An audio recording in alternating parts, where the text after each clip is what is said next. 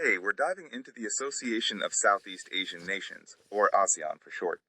It's a regional group that's been shaping Southeast Asia's political and economic landscape since 1967. Right.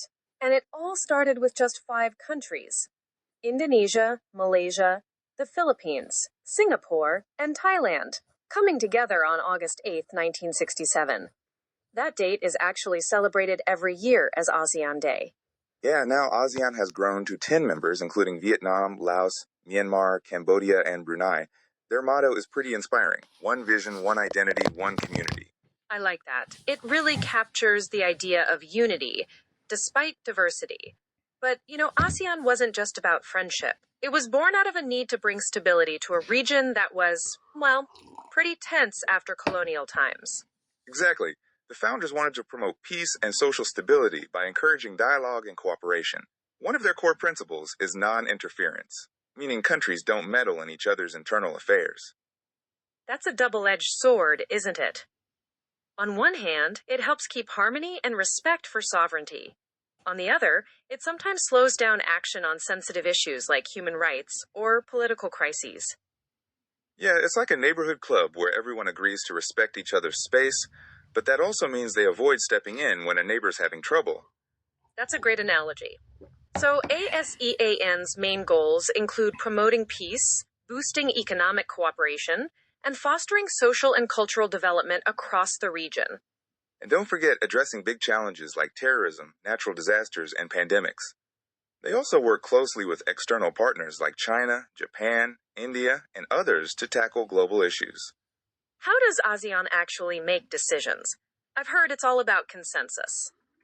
Right, decisions are made through consultation and consensus, meaning all members have to agree. The chairmanship rotates every year among the member countries, and the ASEAN Summit, the highest decision-making body, meets twice a year.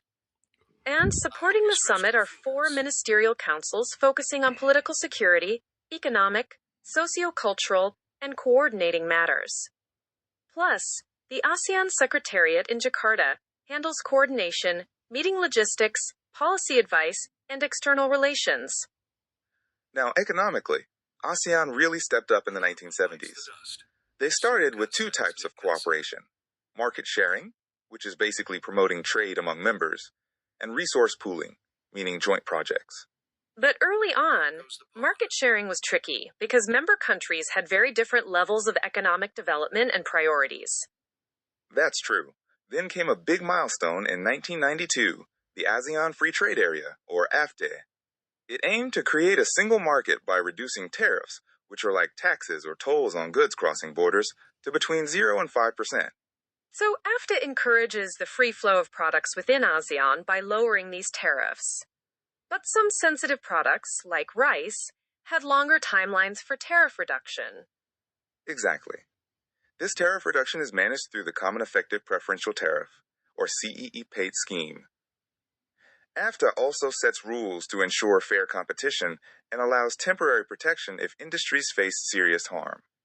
Building on that, the ASEAN Economic Community, or AEC, was established in 2015 to deepen integration. It envisions a region with free flow of goods, services, investment, skilled labor, and capital. The AEC also aims to reduce poverty and economic disparities among members by harmonizing standards, recognizing qualifications, and removing non-tariff barriers. Though, of course, setbacks like the 1997 financial crisis and other global events slowed progress, ASEAN remains committed to this vision. Politically, ASEAN promotes peace through dialogue and confidence building. Forums like the ASEAN Regional Forum and ASEAN Plus 3, which includes China, Japan, and South Korea, help discuss security issues. But again, the non-interference principle means ASEAN avoids direct intervention in member states' internal affairs. This has helped maintain stability, but also draws criticism for being slow on human rights or political crises. Right, on the global stage, ASEAN acts as a central player in diplomacy and trade. It leads forums like the East Asia Summit, which includes countries like the US, Russia, India, and Australia. And ASEAN was key in forming the Regional Comprehensive Economic Partnership, or RCEP, the world's largest free trade agreement. That really boosts its influence beyond Southeast Asia. So, to wrap up, ASEAN has achieved a lot: economic growth and integration through AEC and AFTA, political stability through dialogue, financial integration, energy security projects, food security initiatives, and sociocultural development. But challenges remain, like economic disparities, the limits of non interference, and the need for better dispute resolution and trade facilitation. Think of ASEAN as a neighborhood club where diverse neighbors work together to keep peace, boost their local economy, and face common challenges. Despite differences, their commitment to cooperation continues to shape Southeast Asia's future and its role in the world. Well said.